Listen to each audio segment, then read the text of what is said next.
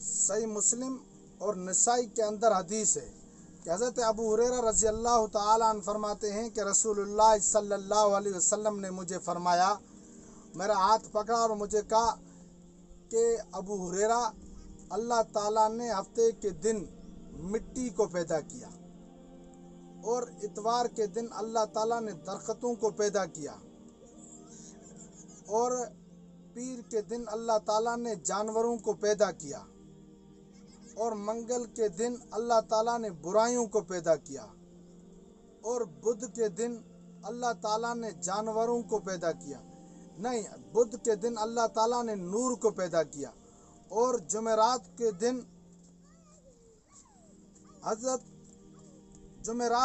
اللہ تعالیٰ نے جانوروں کو پیدا کیا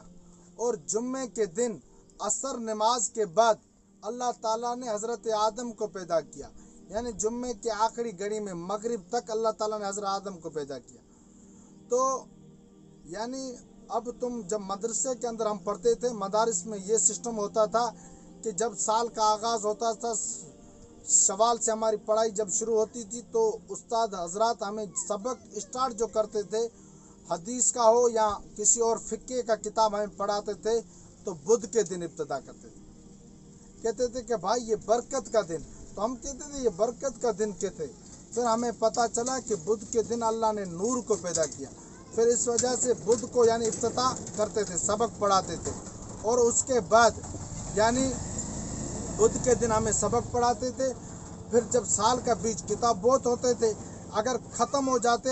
تو پھر اگر مثلا ہمارا جمعرات کو کتاب ختم ہو گیا اور اگلا کتاب شروع ہونا ہے تو ہفتے کو نہیں پڑھائیں گے، اتوار کو چھٹی نہیں پڑھائیں گے، وہ کتاب شروع نہیں کریں، وہ گھنٹہ خالی رہے گا،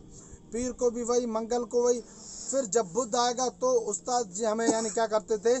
اور نئے کتاب کی افتتاح کرواتے تھے۔ تو یعنی بدھ کا دن کیا ہوتا ہے، ہر نیک کام کرنے کے لیے بدھ کا دن کیا کرنا چاہیے، چوز اور اختیار کرنا چاہیے۔